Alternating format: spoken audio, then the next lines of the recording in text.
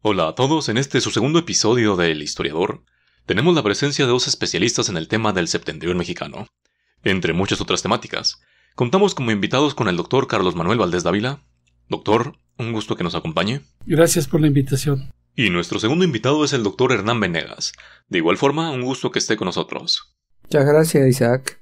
Qué bueno que podemos platicar de estas cosas, ¿no? Vamos a conversar acerca de la vida de los indígenas en el noreste del actual México durante el periodo prehispánico y virreinal. Cómo vivían, cuál era su cultura, sus relaciones y cómo es que se dio el encuentro entre indígenas y europeos. Para empezar con el tema, quisiera preguntarle al doctor Valdés, sobre todo para aquellos que nos escuchan fuera de México.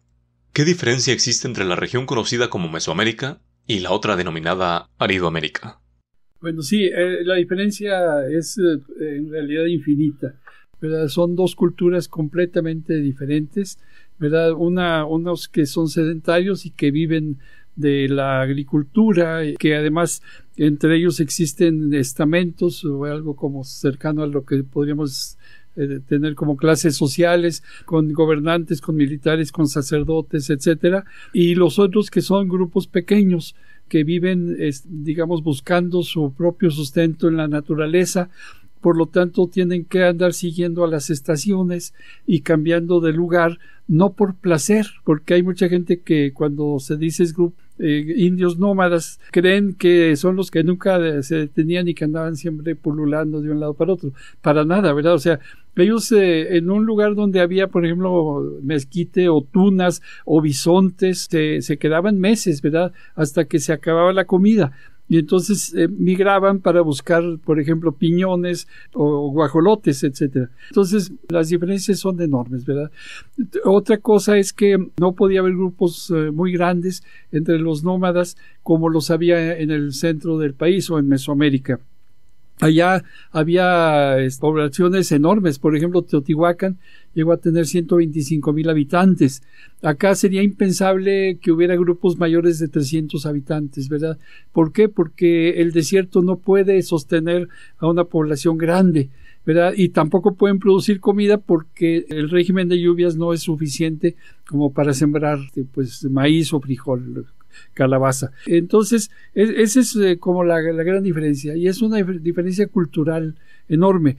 Es decir, son grupos que no tienen estamentos, donde no hay jefes, ¿verdad? O bien las jefaturas son temporales. Un buen cazador puede ser el guía en un momento dado, porque es el hombre que sabe rastrear animales y matarlos y etcétera. Pero en otro momento pueden ser los ancianos y en otro momento incluso pueden ser las mujeres. Tenemos casos excepcionales en donde las mujeres tomaban sobre sí la conducción de un grupo humano, ¿verdad? Las que establecían alianzas con otros grupos, etcétera. Entonces hay una diferencia enorme entre ambos, ¿verdad? Después de esta breve introducción a las diferencias existentes entre el norte y el sur del actual México en la época prehispánica, ¿qué sabemos al respecto de la cultura de los indios norteños? ¿Conocemos algo acerca de su idioma, de sus costumbres, su cultura? Bueno, para el noreste podríamos decir que había 4 grandes familias lingüísticas, ¿verdad? No más. A pesar de que los franciscanos o los jesuitas hablan de muchas lenguas, en realidad eran 4 básicas. Claro, dentro de esas 4 pues había dialectos y bueno, pues podían entenderse, pero no hay que escandalizarse por esto de los dialectos. En el sureste mexicano hay muchos dialectos del maya, ¿verdad? Y nadie dice nada, o sea, es normal. Pero, digamos, había 4 grandes grupos.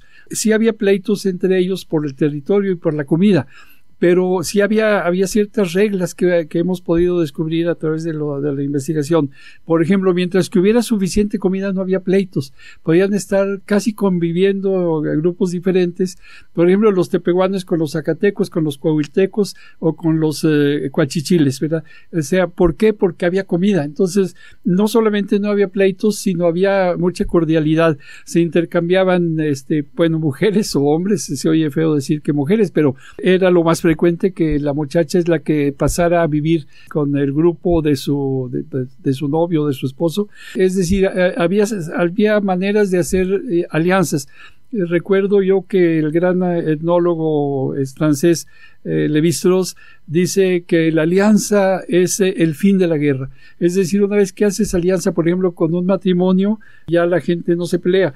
Hay un caso, un capitán español hace alianza con un grupo indígena y entonces este grupo lo ayuda a él en sus conquistas de otros indios. Y hay un momento en que dice, vamos a atacar a los Suniloliglias y la gente de ahí le dice, no, nosotros no podemos pelear con ellos porque tienen nuestra sangre, les dimos a nuestras mujeres. Es decir, hay reglas, ¿verdad? Y hay reglas sagradas que a veces son mucho más eficaces y duras que las de otros grupos, ¿verdad?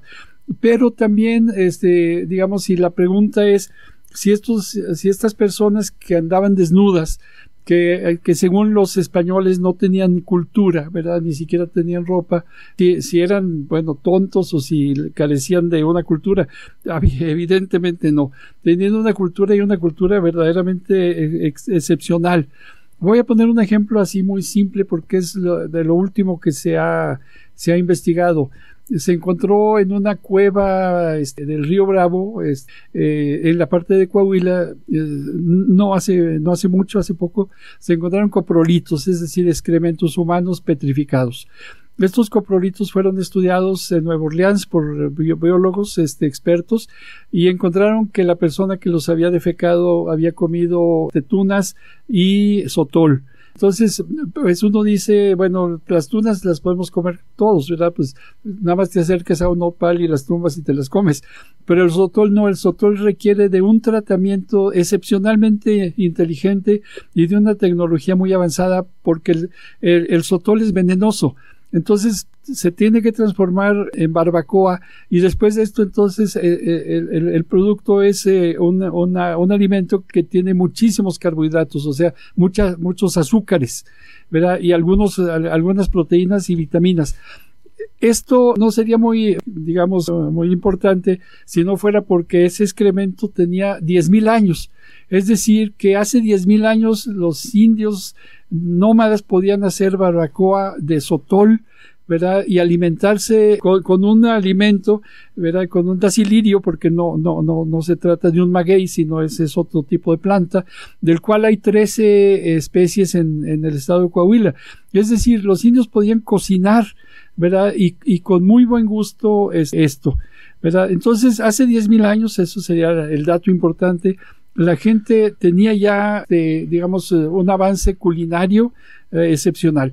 Fuera de eso, ya después encontramos en la época colonial que los frailes franciscanos le platicaban al rey o a sus superiores pues que habían comido pan de mezquite y entonces nos enteramos que con el mezquite se hacía pan y que se hacía pan también de las semillas de la tuna y que era muy sabroso el pan y así por el estilo. Al rey un fraile le dice comimos la espadaña, ¿verdad? O sea, el tule, ¿verdad? Y es muy sabrosa la raíz y se parece a las castañas asadas. Ahora, adentrándonos en el periodo del contacto entre europeos y americanos, en el norte de México, ¿cómo se suscitó aquel primer acercamiento? ¿Tenemos nociones al respecto? La información que tenemos es que la primera relación que hubo entre europeos e indios nómadas fue por los esclavistas portugueses. Esto entonces también nos muestra una historia completamente diferente a la de todo el resto de la República Mexicana. Entonces, los portugueses podían venir a América, a México y a Perú, etcétera, que eran los lugares más ricos de toda América, ¿verdad? O sea, Perú primero y luego México. Y entonces, llegan portugueses. Pero los portugueses que llegan aquí al noreste son portugueses que tenían ya toda una tradición de esclavismo. El esclavismo portugués es el más antiguo de Europa, ¿verdad? Data del siglo XIV, o sea, con el rey Enrique el Navegante. Entonces, venían esclavistas y como no podían esclavizar a los indios sedentarios, se esclavizan a los nómadas. Se les hizo muy fácil tomar a una comunidad de 70 o 100 personas, llevárselos al río Pánuco, embarcarlos ahí e ir a venderlos a las Antillas, a Venezuela, a Honduras. Entonces, el primer acercamiento es de una brutalidad enorme. lo dice un obispo, ¿verdad? El obispo Fray Juan de Zumárraga lo denuncia ya en 1529, ¿verdad? O sea, muy temprano, y Fray Bartolomé de las Casas después dice, se han llevado más de 100,000 indios de lo que ahorita es el noreste. Doctor Hernán, el doctor Valdés señala cómo es que los indígenas eran enviados a las Antillas. ¿Podría ahondar más en ello? Sí, claro. Bueno, la esclavización de los indígenas ocurrió aquí mismo, en México, por supuesto. Lo que pasa que era una esclavización encubierta en la época española, diríamos, sobre todo en el siglo XVIII, que es la parte donde más nos focalizamos, hasta la independencia de México y aún después.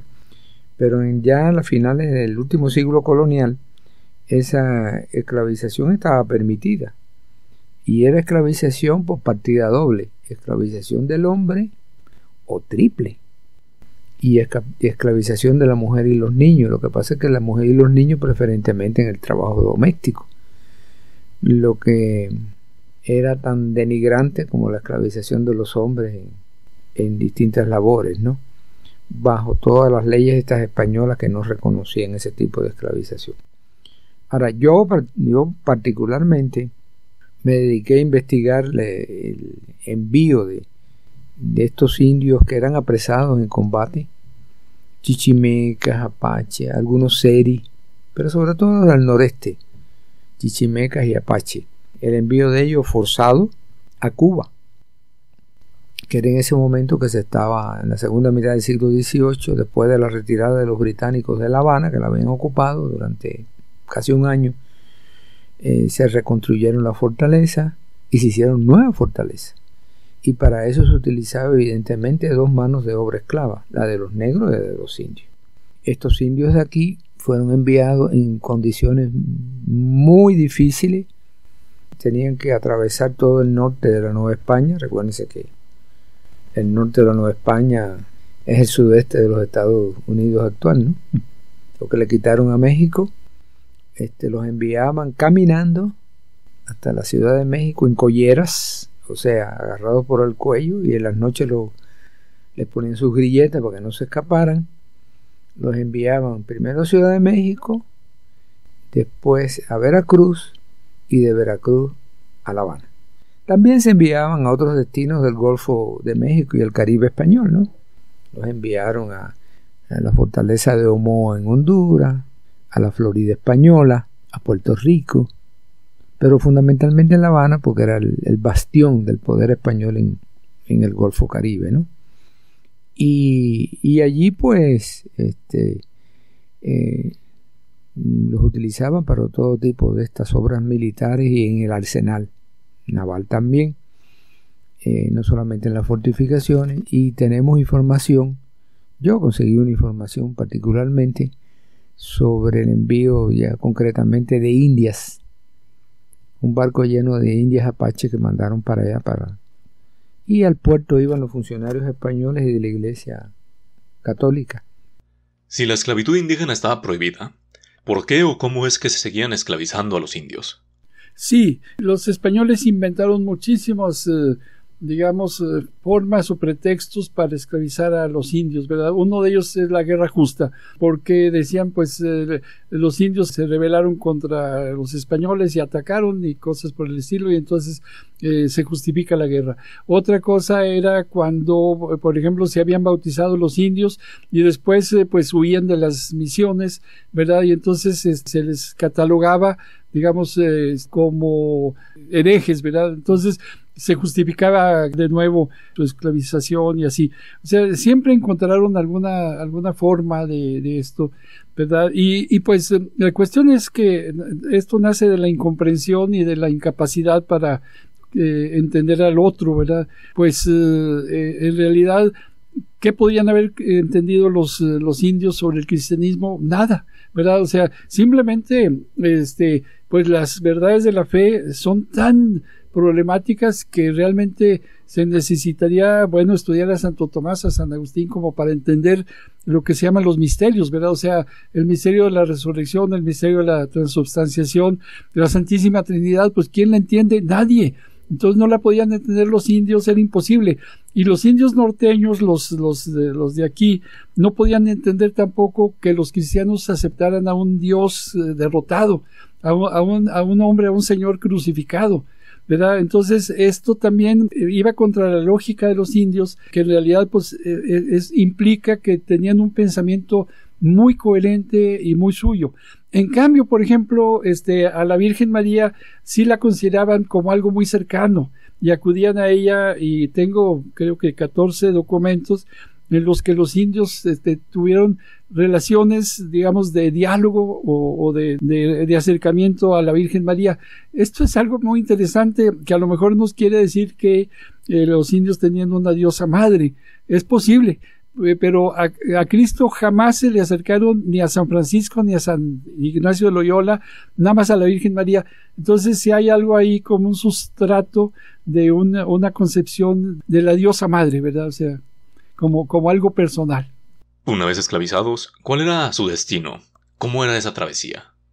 Bueno, de entrada escapaban en las colleras, que iban de aquí, como te dije, del norte de la Nueva España, pasando por la Ciudad de México, que era un punto de estadía importante, y bueno, y los puntos intermedios, ¿no? Y por Veracruz. Sí se escapaban. Incluso en el libro que escribimos, La Ruta del Horror, ahí se narra lo de la orden que se había librado. Nos la encontramos como 3 o 4 veces, la misma orden.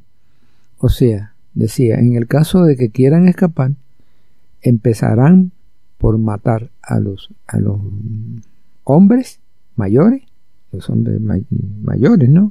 Y terminará, de ser necesario, por matar también a los niños. Entonces, resumiendo, ¿no? Esa era la orden. Eso da la medida de cómo querían limpiar étnicamente la frontera. Y eso, pues, hay gente que no le gusta que uno lo diga, ¿no? Pero ahí están. Ahí están las remisiones en el libro La Ruta del Horror al Archivo General de la Nación, a los archivos aquí del norte de México, el noreste de México, del Archivo General de India. Y que tenga dudas, porque lo lee y que vaya a buscar los papeles viejos del siglo XVIII. Yo eso no lo voy a discutir. Ahí está. ¿Qué pasaba con los que lograban escapar?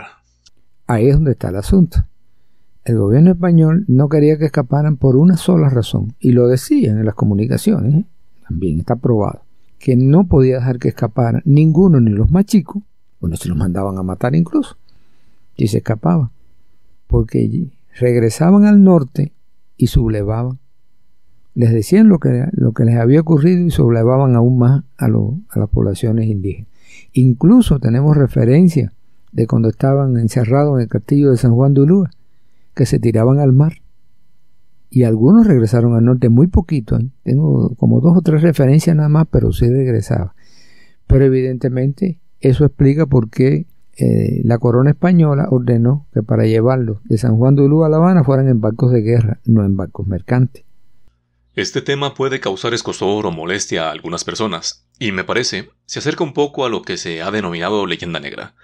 Para no desviarnos mucho del tema, Dr. Valdés, ¿nos podría dar una breve impresión sobre la leyenda negra? Surge de los ingleses, franceses y holandeses, ¿verdad? Y parte precisamente de los escritos que hace Fray Bartolomé de las Casas, en donde defiende a los indios de México específicamente, y también de las Antillas, y en donde empieza a decir todas las formas que tienen los españoles de, digamos, tratar a los indios, cómo los maltratan, cómo los esclavizan, los abusos, las violaciones, etcétera. Y entonces, a partir de estos escritos de Fray Bartolomé, los otros europeos los toman, ¿verdad? Y los voltean contra España, que era su enemiga política, ¿verdad? Y entonces empieza a crear esto de que los españoles tenían unas relaciones verdaderamente, digamos, penosas hacia los americanos, ¿verdad? Y es que existen muchas personas a las que parece que cualquier cosa que hable negativamente del periodo virreinal, y digo entre comillas negativamente porque como historiadores no nos dedicamos a hacer juicios de valor respecto al pasado, pues les incomoda, y niegan rotundamente todo acto de esta naturaleza. ¿A qué cree que se deba? Eso se debe a tratar de reivindicar el papel de España en la América española, en América Latina en general, pero sobre todo en la América española, que es la mayor parte de la América Latina, a reivindicar y a glorificar un pasado que Yo no le veo ningún sentido a esto porque los resultados que se arrojan son bastante tristes, ¿no? Y son cosas que ocurrieron, ¿no? Y uno tiene que reconocer los errores que cometemos los seres humanos. Y para eso estamos los historiadores, entre otros cientistas sociales, pero básicamente en este caso los historiadores. Doctor Hernán, ¿algo que añadir al respecto para concluir con este tema de la leyenda negra? Entonces, lo que pasa es que la leyenda negra también es combatible porque los que la propagandizan son los ideólogos y los políticos de las demás potencias europeas que cometieron las mismas barbaridades con las poblaciones indígenas, sobre todo los ingleses y franceses, aquí en América del Norte y también en América del Sur, ¿no? Hay colonias inglesa, francesa y holandesa incluso. Hubo colonias ahí en ese sentido. Entonces es una leyenda que lamentablemente algunos historiadores españoles, que no todos, no hay por qué generalizar, pues tratan de atenuar un pasado que es un pasado que tú no lo puedes borrar. Y además ahí están las demostraciones en Cuba con las sublevaciones de ellos, etcétera, cómo se unían con los negros esclavos y negros y mestizos esclavos, se alzaban, como se llamaba eso, en las montañas, sobre todo del occidente de Cuba, pero llegaron al centro este de Cuba, por lo menos. Y me ha dicho una historiadora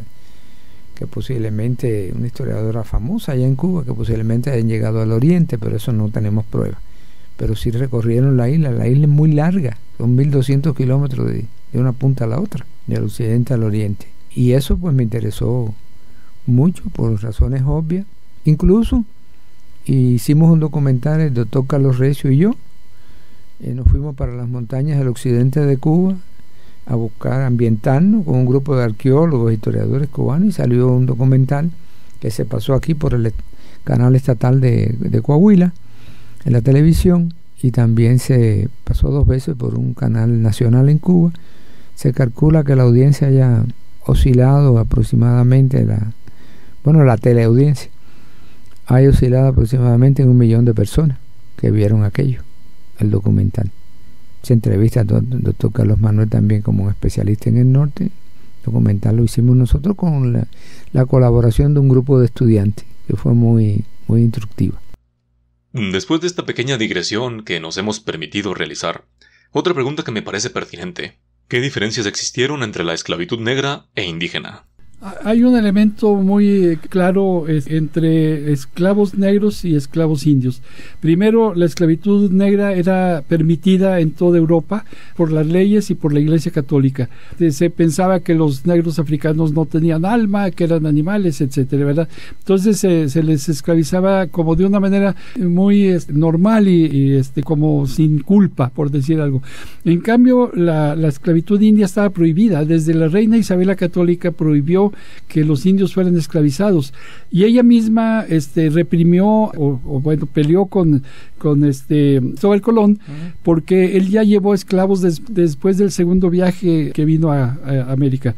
Entonces, sí, en las leyes, después Carlos V vuelve a condenar la esclavitud india, y los demás reyes, especialmente Felipe II, ¿verdad? Pero un hecho de este tipo, en que se condena la esclavitud, no desciende hacia la defensa de los indios, ¿verdad? O sea, sí existe esta diferencia. Ahora, otra cosa que es importante es: un negro costaba muy caro.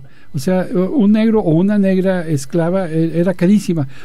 El primer libro que yo publiqué fue sobre esclavos negros en Saltillo, y tengo los precios de los negros, equivalían al costo de una casa, ¿verdad? A los esclavos negros se les protegía y se les trataba muy bien porque costaban muy caros. En cambio, los indios los mataban con mucha facilidad, ¿verdad? A veces duraban 1 mes, 2 meses, 3 meses, y hacían con ellos lo que querían.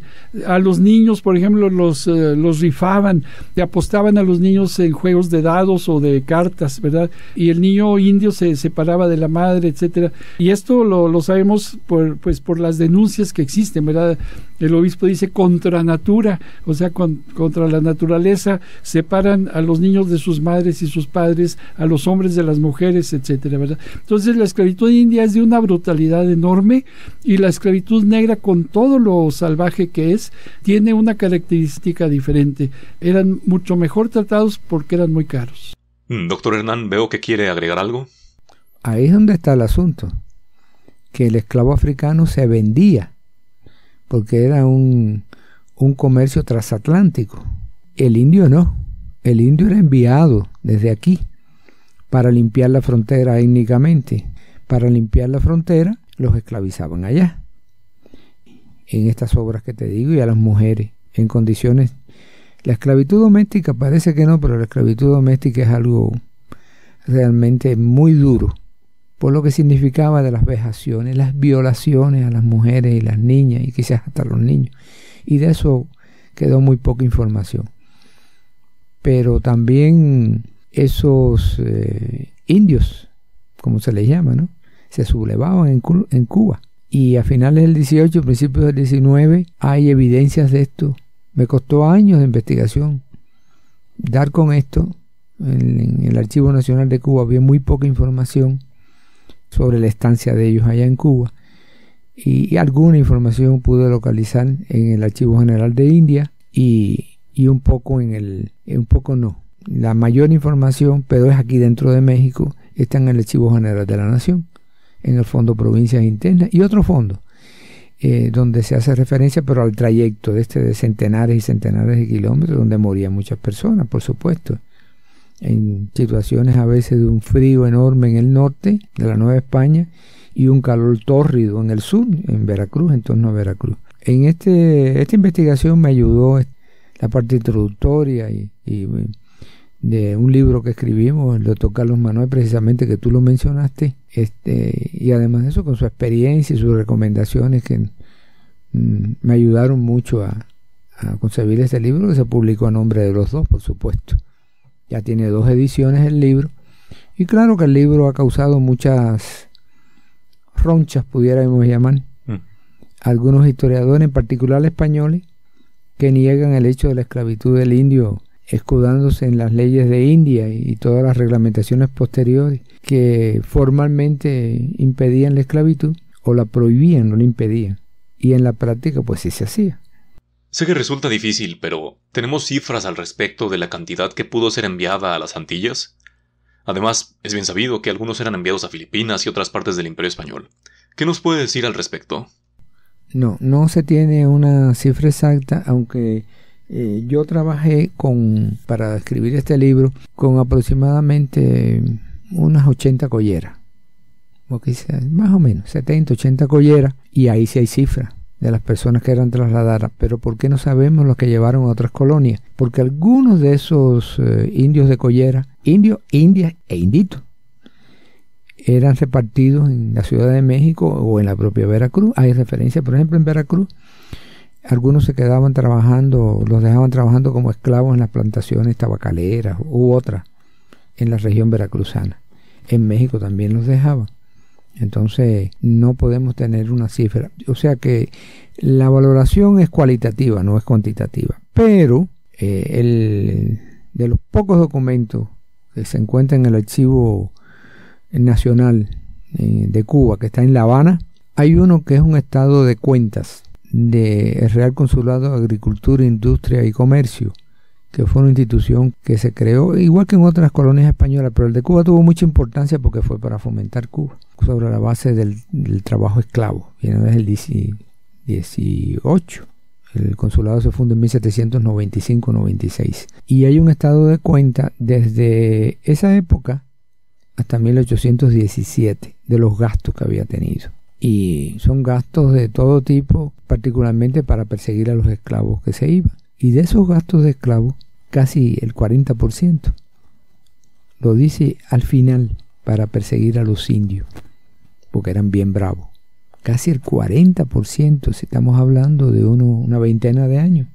Eso te da la medida desde el punto de vista cualitativo, no cuantitativo, insisto, de la importancia que tenía. Para ir finalizando el programa, me parece importante nuestro afán de historiadores y amantes de la historia.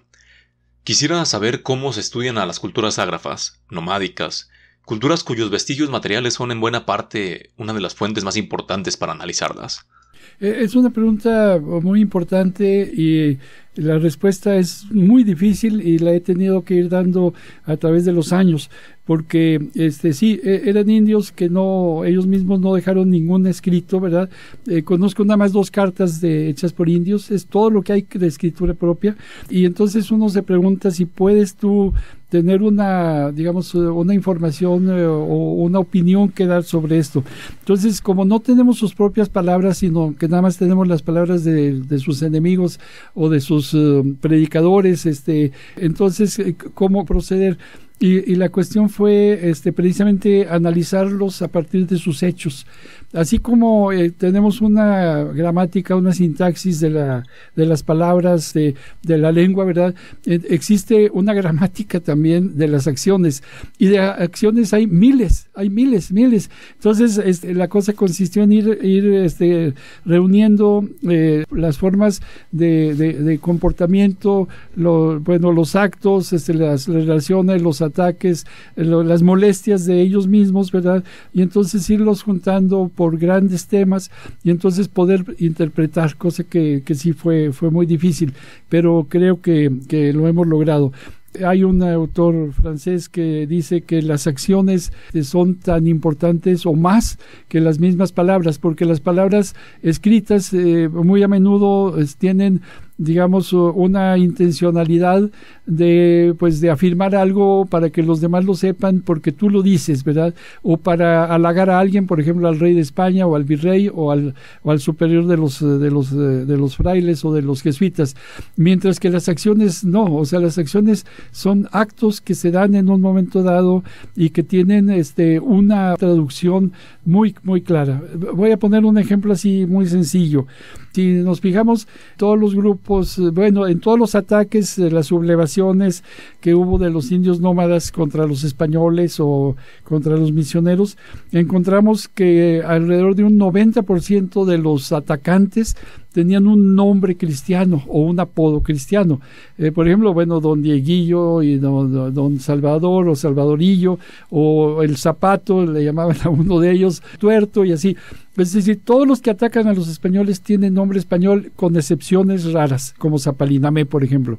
Entonces, ¿qué es lo que nos dice esto? Que esos indios habían sido bautizados. Y que después de ser bautizados, o sea, de haber creído que eran cristianos, ellos se sublevan contra los españoles. Esto no quiere decir que fueron hipócritas y que no eran realmente cristianos, pueden haberlo sido.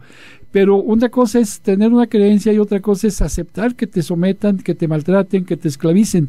Y una vez que, por ejemplo, se robaban a sus niños los esclavistas, por ejemplo, en Monterrey, ¿verdad? O en Saltillo también lo hicieron, contra eso no hay argumentos. O sea, un padre, aunque sea muy cristiano, atacará a los enemigos que le robaron a su mujer, a sus hijos o a sus sobrinos.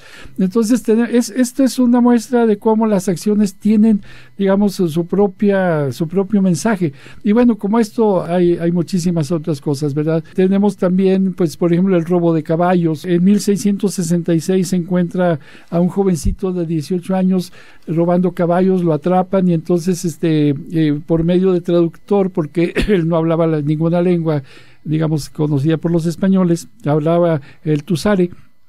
Entonces él declara, pues sí, nos robamos caballos porque vamos a atacar a los españoles y ya somos 18 naciones las que estamos confederadas para atacarlos. Es un acto tan sencillo, ¿verdad?, que de un indio de jovencito de 18 años ya tiene una perspectiva política extraordinaria, acabar con la blancura, como él lo dice, acabar con los blancos. ¿Y qué significa robar caballos? Significa 2 cosas. Uno es que le quitas a los españoles su capacidad de ataque, porque sin caballos los españoles no podían hacer nada. Segundo, te apropias tú de su aparato. Es decir, tú te haces jinete y entonces multiplicas por 20 tu propia capacidad de ataque, ¿verdad? Debo añadir nada más que, porque eso lo dice un franciscano, que los indios eran muy superiores como jinetes a los españoles, y esto parecería como una cosa que es increíble. Pues no, porque los indios podían andar en pelo, porque no tenían sillas de montar, ni tenían fierros para ponérselos en el bocado al animal. Entonces lo enseñaron al animal a conducirse cuando le picaban las costillas con los pies o silbaban, etcétera. ¿Por qué? Los indios necesitaban tener las manos sueltas, no podían tener agarrada una brida, un freno, ¿verdad? Porque tenían que luchar con un arco y una flecha montados a caballo, entonces tenían que estar libres. Entonces eran verdaderamente increíbles para atacar. De hecho, tenemos un ataque a la capital del reino de la Nueva Extremadura, es decir, a Monclova, en donde 600 indios a caballo someten a la ciudad. O sea, la capital de la Nueva Extremadura fue sometida por 600 jinetes. Esto nos dice que ya para esta época pues había indios con una idea clarísima sobre la lucha. Doctor, para ir finalizando con la entrevista, yo personalmente podría recomendar 2 de sus libros, pioneros en los estudios de la región noreste del actual México durante el periodo prehispánico y virreinal. La gente del mezquite y los bárbaros, el rey y la iglesia, que recientemente fue publicado por el Fondo de Cultura Económica. En la descripción del video voy a dejar el enlace para descargar los libros de forma gratuita. Mientras que del Dr. Hernán podría recomendar uno que él mismo mencionó durante nuestra charla, La Ruta del Horror. También pondré el enlace en la descripción. Pero nos podría decir, ¿en qué estado se encontraba la historiografía de la región durante el periodo que usted y el Dr. Hernán abordan? Bueno, lo primero que puedo decir es que se había escrito poco o casi nada. El mejor historiador de Coahuila, don Vito Alessio Robles, nada más menciona a los indios de manera absolutamente marginal, y dice eran los bravos gallardos del norte, ¿verdad? O sea, les pone una serie de adjetivos y no habla nunca de ellos.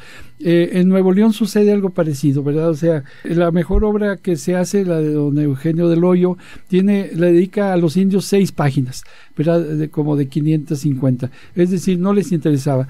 Tampoco les ha interesado a los arqueólogos. Los arqueólogos del Instituto Nacional de Antropología e Historia no han trabajado aquí como deberían, porque pues para eso se les paga. Tenemos 3.200 sitios arqueológicos en el noreste, ¿verdad? Y han sido estudiados alrededor de 14. Es decir, no hay trabajo de los arqueólogos. Entonces no hay manera de acercarse, digamos, a la vida de los indios en la antigüedad. Y sin embargo tenemos vestigios arqueológicos, bueno, como lo mencioné, por millares, ¿verdad? Entonces yo creo que sí se ha escrito poco y se ha trabajado poco, pero eso no debe ser, digamos, una aliciente para que olvidemos el trabajo. Al contrario, bueno, entonces ahí va lo que he tenido que realizar, y en parte al principio yo solo y después con alumnos, exalumnos y con otros maestros también de la escuela. Primero, pues buscar toda la información que se pueda. Establecimos un trabajo en donde revisamos 12 archivos municipales de Coahuila. En todo lo que había de indios lo sacamos, hicimos fichas. Ahí está, son 1.583 fichas. Después no podíamos hacer ninguna interpretación con esa documentación.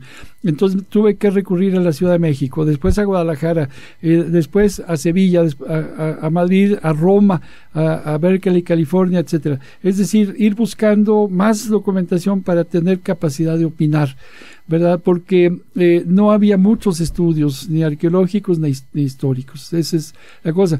Ahora pues ya tenemos mucha investigación y hay otras personas que ya están trabajando los temas, cosa que me alegra muchísimo, porque no es un trabajo para una sola persona, es para 20 o 30 personas. Una última pregunta antes de finalizar el programa. ¿Cuáles son los límites de la interpretación, de la hermenéutica de los historiadores? Dudo mucho que todavía existan historiadores de esa vieja cepa positivista, por ello la pregunta. ¿Cuándo podemos hablar con certeza y cuándo debemos permanecer en silencio, suspender nuestras ideas? Eso es muy claro y es una muy buena pregunta. He ido avanzando en la medida en que conozco más cosas, y yo mismo he echado abajo algunas de mis propias publicaciones. Eso quiero decirlo porque, digamos, hay que ser así, o sea, tiene uno que estar siempre listo para conocer nuevas cosas, e incluso si te equivocaste, no por maldad ni por flojera, sino porque no tenías la documentación necesaria, pues echar abajo lo que habías dicho. Un caso que yo mismo he modificado mis observaciones iniciales es la de don Dieguillo, dirigente del Río Nadadores, que pues fue, digamos, acosado por los españoles, y que el mismo virrey pidió que el gobernador de Coahuila le mandara la cabeza de don Dieguillo en una bandeja, o sea, cosas que no puedo no creer que sucedían entre los españoles. Bueno, mi primer trabajo sobre don Dieguillo, pues lo eché abajo yo mismo, cuando leí muchas más cosas, cuando encontré en otros lugares, digamos, nueva información, y yo digo, bueno, Carlos Valdés, que soy yo, estaba equivocado, ¿verdad? Y entonces aquí voy a hablar de don Dieguillo de nuevo. Y ahorita estoy en mi tercer trabajo sobre don Dieguillo, y espero que sea ya el definitivo, porque ahora revisamos archivos que nunca había yo visto, ¿verdad? Por ejemplo, de Simancas en Valladolid, España, o bien el de Parral, Chihuahua, donde hay una información muy, muy interesante sobre digamos, gran dirigente. Entonces sí, me preguntas cuáles son los límites. Los límites son la seriedad, ¿verdad?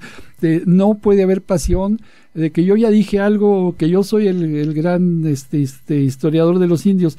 Yo creo que no, pues, digamos, falta mucho, como dije, y yo invito a mucha gente a que trabaje conmigo. Yo le puedo pasar toda la información que ya tengo, y puede tener algún otro una mirada muy diferente a la mía. Por ejemplo, yo pienso que los arqueólogos deben de trabajar más y que nos podrían enseñar mucho. Digamos, el ejemplo de los coprolitos, o sea, el excremento humano de hace 10,000 años, nos lleva a conocer algo que ni siquiera sospechábamos. Primero, no sabíamos que los indios tuvieran ya 10,000 años de presencia aquí, ¿verdad? Y mucho menos que hace 10,000 años ya pudieran hacer barbacoa de sotol. Entonces, esto nos cambia, y si esa información no la teníamos antes, pues ahora la tenemos. Y así pueden ir sucediendo. Ahorita, Claudia Cristina Martínez y yo tenemos un proyecto en el que vamos a estudiar junto con unos genetistas de la ciudad de Torreón, algunos huesos de humanos de los indios, para tratar de establecer si los indios que estaban, por ejemplo, en Cuatro Ciénegas, venían del norte o venían del sur. Y podrían ustedes decir, bueno, ¿eso qué nos importa? No, nos importa mucho, porque sabemos que hubo un grupo de gente que venía desde Asia, ¿verdad? Y que fueron difuminándose invadiendo todos los territorios. Pero hay otro grupo que viene del sur, ¿verdad? Y esto indicaría, por ejemplo, que tenemos una cercanía con los apaches, o con los navajos, o con algún otro grupo, o bien que lo tendríamos más bien con los chichimecas o con los purépechas de Michoacán. ¿Y por qué no? ¿Verdad? Entonces, son cosas así que parecen muy pequeñas, pero que son importantes. Tenemos que averiguar más cosas, y por ejemplo ahorita con estos genetistas, pues vamos a dar un brinco, ¿verdad? Porque vamos a averiguar cosas que no nos imaginamos hasta ahorita. En nombre de mis invitados me despido, les agradezco la oportunidad que me han otorgado, y a los que nos escucharon hasta este momento, hasta la próxima.